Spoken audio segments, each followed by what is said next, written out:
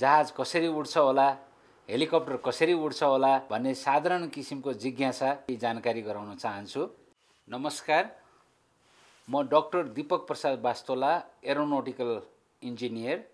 म आज यहाँहरूलाई धेरै कौतूहल भएको जहाज कसरी उड्छ होला, हेलिकप्टर कसरी उड्छ होला भन्ने साधारण किसिमको जिज्ञासा आइरहने हुँदाखेरि यहाँहरूलाई म केही जानकारी गराउन चाहन्छु।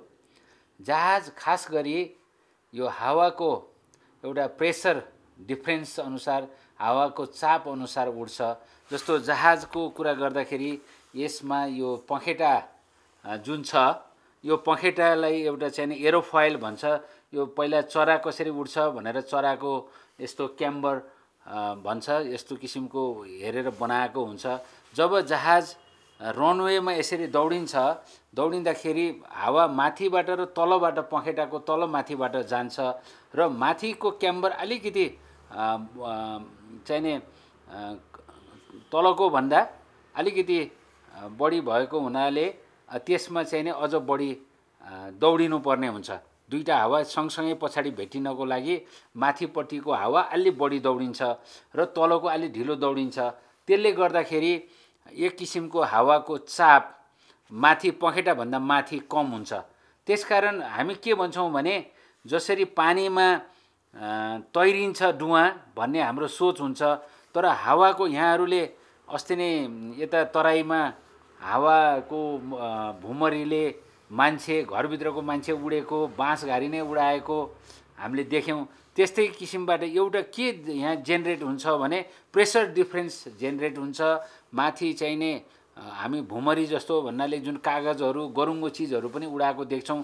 त्यो हिसाबले माथि प्रेसर कम हुन्छ र तल बढी भएको हुनाले त्यो प्रेसर कम हुनाले जान्छ। अब यसलाई भन्नु पर्दाखेरि हावा तलबाट 30 जनाले धकेल्छ भने माथिबाट 70 जनाले तान्ने हिसाबको चाप, न्यून चापले गर्दा यो माथि जाने हुन्छ। त्यसकारण 30% चाहिँ हावामा तैरिन्छ भन्ने हाम्रो सोच छ भने पनि केही मिल्छ, तर 70% माथिबाट तान्ने प्रेसर डिफरेन्स भएर यो चाहिँ नि जहाज उड्छ।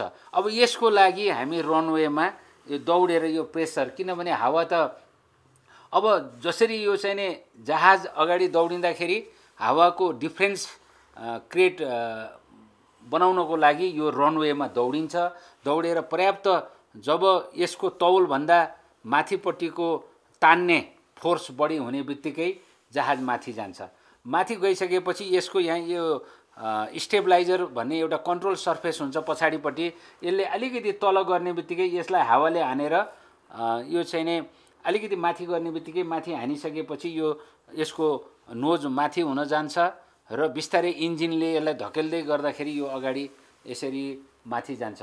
अब तल आउनु पर्यो भने पनि यसको यहाँ स्टेबलाइजरकोमा यसलाई माथि यसो गर्ने बित्तिकै अथवा तल गर्ने बित्तिकै तल हावाको चापले ठोकिसकेपछि यसको टेल माथि जान्छ र नोज डाउन भएर यो बिस्तारै तल आउँछ र जब यसको तौल र माथिको प्रेसरको फोर्स बराबर हुन गयो भने यो चाहिँ नि ल्यान्ड गर्न पनि सहज हुन्छ। अब यो फिक्स विङको कुरा भयो, तर अब हेलिकप्टरमा यो जुन विङ जस्तै यसको पंखा जुन छ, त्यो पंखा यसरी चाहिँ नि आफै घुमेर जमिनमा जिरो भेलोसिटीमै यसले एउटा किसिमको हावाको डिफरेन्स 70% माथि तान्ने र 30% धकेल्ने जस्तो गरेर यो चाहिँ नि आफै तैरिएर माथि जान सक्छ। र अनि यो चाहिँ नि यहाँ यो डिस जस्तो गरेर यसरी बेन्ड गर्न मिल्ने हुन्छ र हावा पछि फाल्ने बित्तिकै जसरी हामीले डुङ्गालाई खियाउँदाखेरि पानी पछि फालेपछि हामी अघि जान्छौँ, त्यस्तो हिसाबबाट बिस्तारै अगाडि जान्छ। र यहाँ टेल रोटर पछाडिपट्टिको पंखा हुन्छ, त्यसले डाइरेक्सनलाई यसरी तलमाथि गरेर हुन्छ। अब यसलाई चाहिँ नि रोटर विङ भन्छ यो हेलिकप्टरलाई। यसको विङ आफै जमिनमा यसरी घुमेर त्यो हावाको डिफरेन्स गर्न सक्छ र यो जिरो एउटा कुनै पनि एउटा हेलिप्याडमा सजिलै बस्ने, सजिलै माथि जाने हुन्छ भने यो फिक्स विङ जहाजलाई यो पखेटा दौडेरै रनवेमा तलमाथि हावा जाने अवस्था हुन्छ। तर कुनै दिन जहाज नदौडिकिन एकदम हाई स्पिडमा 200 किलोमिटरको हावा आफै आइदियो भने त्यो जहाज त्यहीँ पनि उड्छ। त्यो डिफरेन्स भयो भने। त्यसकारण त्यो एयरपोर्टमा दौडिने भनेको पखेटाको तल र माथिको हावाको चापको फरक निकालेर जाने। कति कति ठुलो जहाजहरू अब हामीले चाहिने कतारको त्यत्रो चाहिने 330 कति अब 200-300 जना मान्छे त्यत्रो कार्गो त्यत्रो गरुङ्गो चिज कसरी माथि जान्छ भन्दा त्यो चाहिने दौडिसकेपछि त्यसको पखेटा नि ठुलो हुन्छ र त्यो ठुलो पखेटा र त्यसको हुँदाखेरि यो स्वतः यसरी उड्छ र यो खास गरी जहाज हेलिकप्टर उड्ने भनेको न्युटनको थर्ड ल भन्छ। Third law of motion, to every action there is an equal and opposite reaction भन्छन्। अब जस्तो यो पखेटा गरेपछि पहिला तपाईहरु हेलिकप्टर चल्यो भने यसरी घुम्दाखेरि यो एकदम न्युट्रल जस्तो एंगलमा घुम्या हुन्छ। जस्तो सिलिङ फ्यानमा कुनै कर्वेचरै छैन भने तल हावै फाल्दैन, त्यो अलिकति बेन्ड भए हुन्छ र फाल्छ। अब पाइलटले के गर्छ भने जब ग्राउन्डमा रन गर्छ सबै प्यासेन्जर बसिसकेपछि उसले एउटा कलेक्टिभ भन्ने हुन्छ, त्यसले गर्दा यसको इन्जिनको काम यसलाई घुमाउने मात्रै हुन्छ। जसरी बिजुलीले पंखा घुमाउँछ मजाले घुमाइरहेको हुन्छ, त्यो घुमेको पंखालाई उसले एंगल 10 डिग्री 11 डिग्रीमा उसले चेन्ज गर्ने बित्तिकै हावा जमिनमा फाल्छ। जमिनमा फालिसकेपछि एक्सन तल भएपछि रियाक्सनको रूपले हेलिकप्टर माथि जान्छ। त्यसकारण यो फन्डामेन्टली एरोडायनामिक्स भन्छ। अब यो हावा नभइकन भ्याकुममा जहाज उड्दैन। त्यसकारण यहाँहरूले देख्नुभयो होला कतिपय ठाउँमा एयर पकेट भ्याकुम भएको ठाउँमा भुमरी भएको ठाउँमा जहाज हजारौं फिट तल पनि झर्छ। त्यही भएर हामीले सिट बेल्ट लाएर बस्नुपर्छ। त्यसकारण अब यो हावाको प्रयोगबाट जसरी डुङ्गा पानीमा तैरिन्छ त्यस्तै हिसाबले यो हावाको प्रयोगबाट यो विङ भने जस्तो यो पनि ब्लेडहरू मिलेर विङ भन्छ, रोटर विङ भन्छ। यो आफै घुमेर जसरी चाहिँ हावा जेनेरेट गरेर यो माथि जान सक्छ।